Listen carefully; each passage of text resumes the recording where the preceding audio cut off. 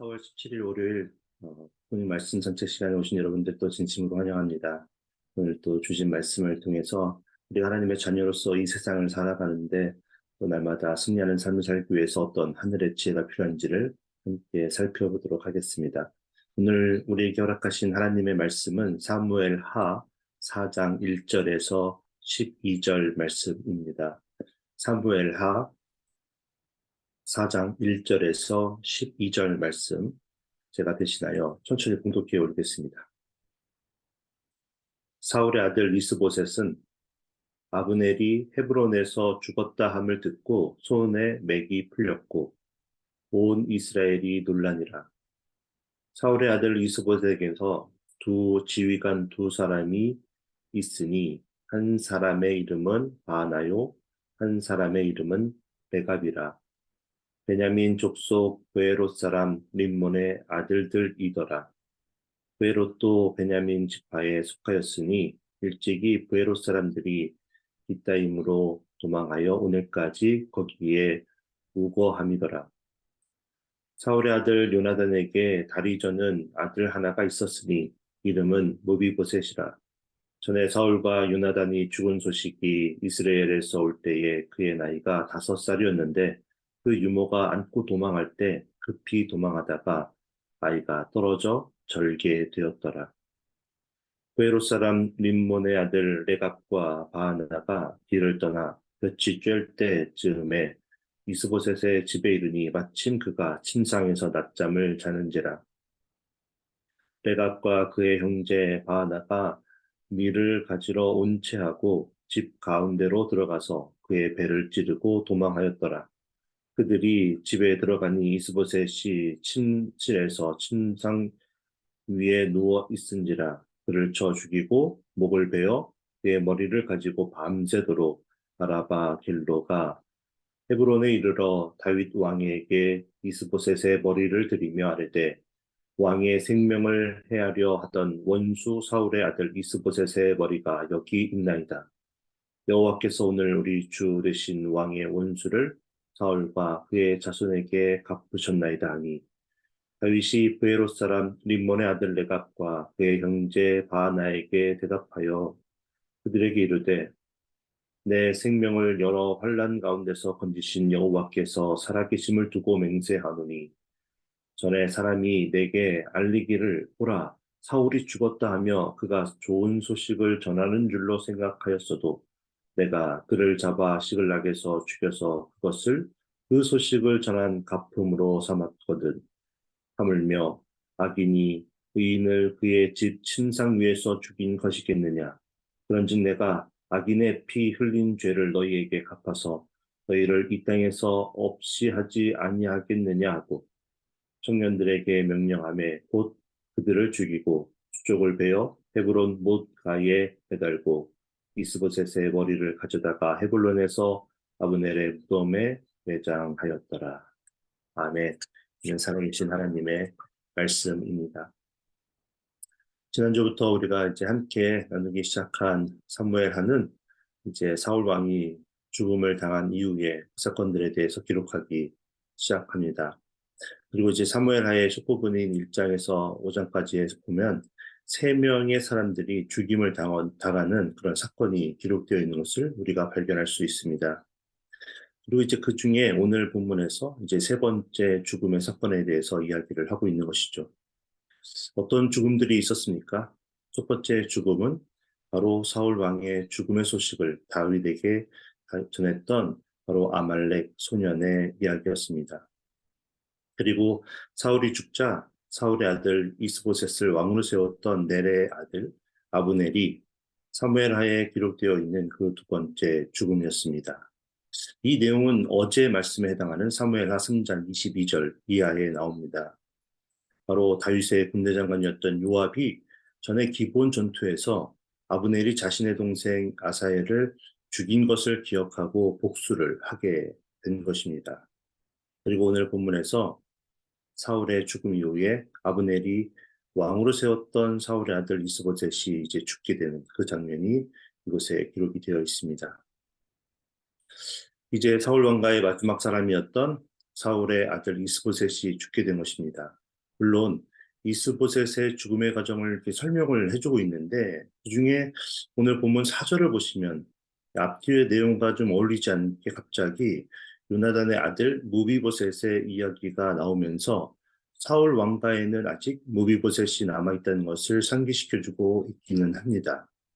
그런데 무비보셋을 설명할 때 보면 아비 요나단이 죽은 소식을 들었을 때 유모가 이제 5살이 된 무비보셋을 데리고 급히 도망을 하다가 떨어뜨리게 되어 다리를 저는 무비보셋이 되었다는 것을 강조하며 설명해 주고 있는 것을 우리가 볼 수 있고 그것으로 보아서 이제 이스보셋의 죽음으로 인해 다리를 절게 되었고 또 아직 왕위를 이어받을 나이가 되지도 않은 무비보셋만 사울 왕가의 집안에 남아있기 때문에 실질적으로는 이제는 다윗이 이스라엘의 새로운 왕으로 세워질 수밖에 없는 상황이 되었다는 것을 우리에게 알려주고 있습니다. 그리고 실제로 사무엘하 이제 5장을 이제 보면 이스라엘의 모든 장로가 다윗이 있는 헤브론에 와서 다윗에게 기름을 부어 이스라엘의 왕으로 세워주는 장면이 이제 실질적으로 나오게 됩니다.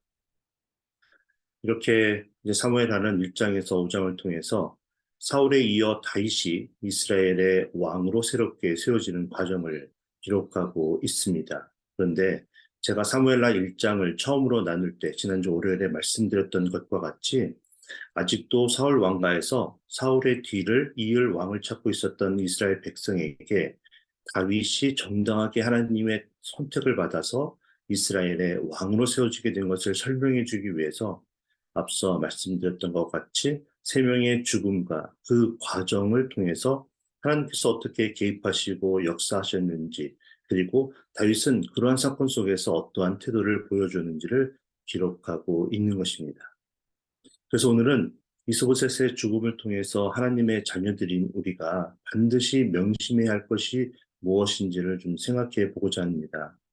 하나님의 뜻을 알고 그 뜻을 이루기 위해서 이 땅에서 살아가는 우리들이 반드시 알고 지켜야 하는 신앙의 자세를 우리가 이 다윗을 통해서 배울 수 있다는 것입니다.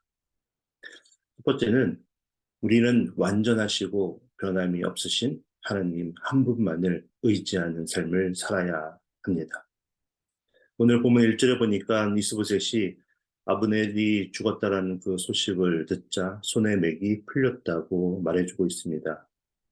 사실 아브넬은 사무엘하 이제 3장 7절에서 보면 아브넬이 이스보셋의 아버지였던 사울의 첩 리스바와 통관하는 그런 일이 벌어지게 됩니다. 그리고 그것을 알게 된 이스보셋이 이제 아브넬에게 뭐라고 이제 말했던 것으로 이제 둘 사이에 내분이 발생하고 이제 아브넬이 이스보셋을 떠나게 된 것입니다. 그렇게 된 것인데도 불구하고 자신이 이스라엘을 왕으로 세워지는데 절대적인 힘을 발휘해줬던 그 아브넬이 죽게 되었다는 그 소식을 듣자 손에 맥이 풀리게 된 것입니다. 자신이 왕권을 더 이상 유지하는 것이 이제는 힘들게 되었다는 것을 직감적으로 알고 이렇게 이처럼 크게 낙담을 하게 된 것입니다.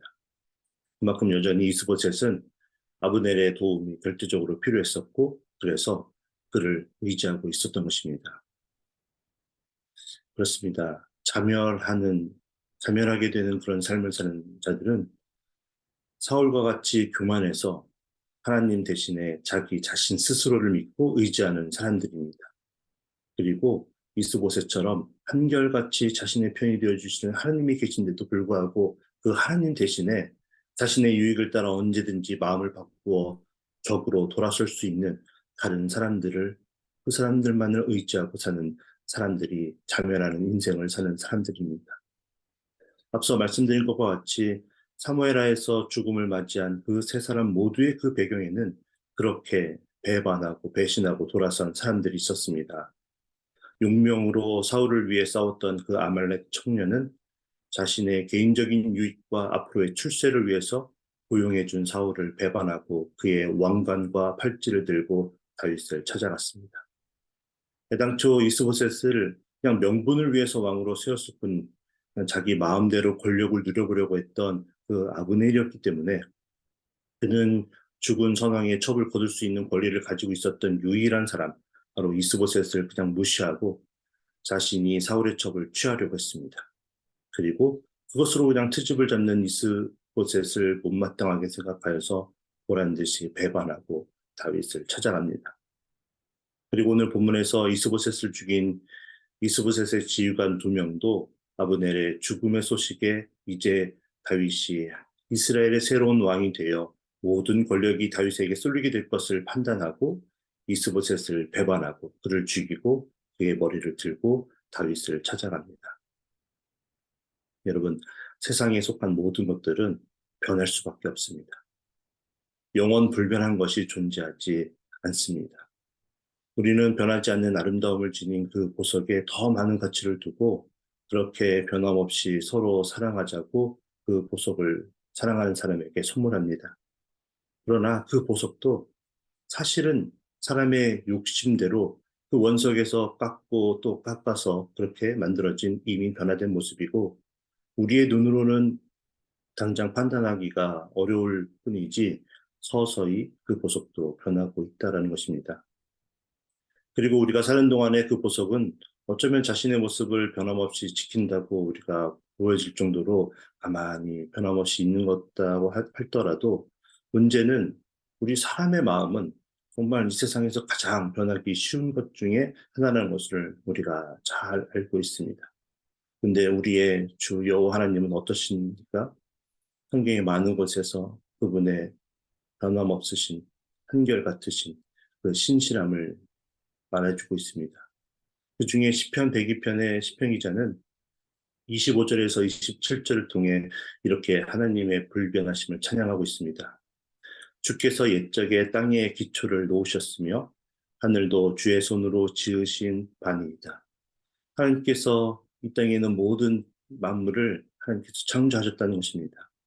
그런데 천지는 없어지려니와 주는 영존하시겠고 그것들은 다 옷이 낡으리니 의복같이 바꾸시면 바뀌려니와 주는 한결같으시고 주의 연대는 무궁하리이다. 하나님께서 만드신 이 세상 모든 만물은 다 변하고 없어질 수 있지만 우리의 하나님께서는 항상 한결같으시고 우리와 함께 하신다는 것입니다. 하나님의 우리를 향한 그 사랑, 또 십자가의 그 희생의 사랑, 그리고 아무런 조건 없이 그냥 우리에게 우리의 죄를 사하여 주신 그 구원의 은혜, 그리고 하나님의 진리의 말씀은 변함이 없다는 사실을 믿으시기 바랍니다. 그렇기 때문에 아무리 세상이 우리가 시대에 뒤처지지 않고 잘 적응하고 성공하기 위해서는 날마다 새롭게 변화해야 한다고 우리에게 외치더라도 성공을 위해서는 타협할 수도 있어야 하고 우리의 눈 감아 주기도 해야 한다고 그렇게 우리의 마음을 변화시켜야 한다고 외치더라도 우리는 오직 길이요 진리요 생명이신 우리의 주님만을 믿고 의지해야 합니다. 그렇게 변함이 없으시고 영원하신 하나님 아버지를 향한 믿음이 우리 안에 있을 때 우리는 자멸하는 인생이 아니라 날마다 주님 안에서 승리하는 삶을 살게 될 것입니다. 시편 기자는 146편 3절에서 5절에서 이렇게 우리에게 권면하고 있습니다. 귀인들을 의지하지 말며 도울 힘이 없는 인생도 의지하지 말지니 그의 호흡이 끊어지면 흙으로 돌아가서 그날에 그의 생각이 소멸하리로다. 야곱의 하나님을 자기의 도움으로 삼으며 여호와 자기 하나님에게 자기의 소망을 두는 자는 복이 있도다. 아멘.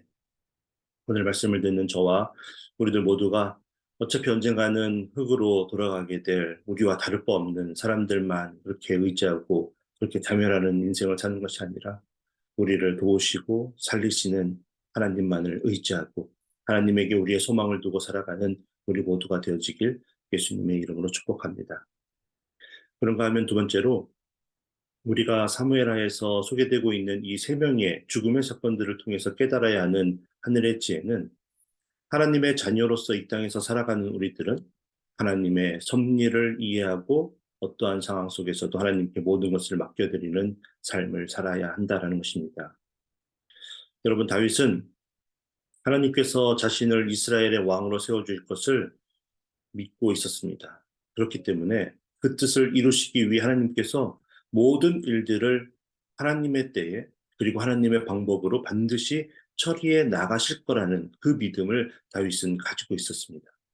그래서 사울을 죽일 수 있는 두 번의 기회가 있었음에도 불구하고 사울을 죽이지 않았습니다. 그러나 결과는 어떻습니까? 사울을 자신이 직접 죽이지 않았는데도 블레셋 사람들의 손에 의해 죽임을 당하게 되었습니다. 그래서 그는 더욱더 하나님의 섭리에 대해 이해하고 더 깊은 신앙의 자세를 보여줄 수 있었습니다. 사울의 죽음의 소식을 전해준 아말렉 청년에게 그래서 상을 주는 대신에 그를 처형했습니다. 이스보셋을 왕으로 세워 다윗에게 어려움을 주었던 그 아브넬을 죽이지 않고 그냥 그 아브넬을 돌려보내줍니다. 그리고 요압이 복수심으로 아브넬을 죽이게 되었을 때 그 다윗은 기뻐하지 않고 오히려 아브넬을 애도하는 모습을 보여줍니다. 그리고 오늘 본문에서 이스보셋의 그 수급을 가져온 레갑과 바나에게 고맙다고 인사를 하지 않고 아말렉 청년에게 했던 것과 같이 그들을 벌하며 처형을 시킵니다. 그렇게 다윗은 하나님께서 그냥 양을 치던 자신에게 은혜를 베푸셔서 이스라엘의 왕으로 세워주신다고 하신 그 약속을 변함없이 반드시 지켜 행하실 거라고 그 믿음을 가지고 그렇게 그가 해야 될 일들을 그냥 묵묵히 하고만 있습니다. 그래서 악으로 갚지 않았습니다. 하나님의 뜻과 섭리를 믿고 온전하게 맡겨드렸습니다. 그래서 그의 손을 사용하지 않고도 모든 악인이 죽임을 당하게 되고 자신은 하나님의 뜻이 이루어져서 이스라엘의 왕이 되는 축복을 그 은혜와 평강 가운데 얻게 된 것입니다. 그렇습니다. 하나님이 우리를 택하여 주셔서 자녀 삼아 주셨고 우리 모두에게 뜻하신 바 목적을 가지고 이 땅에 태어나게 하셨는데 우리가 그것을 믿고 주님께 우리가 맡겨드리면 우리는 하나님께서 그의 섭리 가운데 그 일들을 이루어가는 놀라운 은혜를 경험하고 우리의 인생을 통해 하나님의 일하심을 우리가 목격하게 될 것입니다. 저와 여러분 모두가 세상 사람들처럼 그냥 우리의 꾀로 그 모든 어려움들이나 우리 앞길을 막는 사람들을 우리가 스스로 그냥 쳐내면서 그렇게 앞으로 전진해 나가는 그런 어리석은 인생을 사는 것이 아니라 하나님의 뜻을 이루되 하나님의 섭리 가운데 가장 선한 방법으로 그 뜻을 이루어가는 그런 복된 인생을 살게 되기를 예수님의 이름으로 축복합니다. 우리 함께 기도하겠습니다. 사랑의 하나님, 오늘 말씀을 통해 우리가 다시 한번 변함없으신 하나님의 진리의 말씀만을 붙들고 의지하고 살아가기로 결심합니다. 그래서 하나님의 뜻을 묻고 그 뜻을 하나님의 섭리 가운데 내롭게 이루어가기로 결단합니다. 이렇게 결단하게 하시는 은혜 감사를 드립니다. 수시로 이렇게 변화하는 이 시대를 살아가는 우리들이 세상의 사람들과 같이 세상의 풍조를 따르지 않고 하나님의 뜻만을 온전하게 따르는 것이 너무나 힘든 일임을 고백합니다. 그러나 우리가 우리의 자녀들을 좀 생각하면서 우리가 그러한 믿음을 우리의 자녀들에게 물려주기 위해 우리 모두가 그러한 삶을 살 수 있도록 다시 한번 용기를 내고 주님이 주시는 그 용기와 함께 결단하는 그런 귀하고 복된 오늘을 사는 우리 모두가 되게 하여 주시옵소서. 예수 그리스도의 이름으로 감사하며 기도드리옵나이다. 아멘. 자, 우리 함께 말씀을 생각하며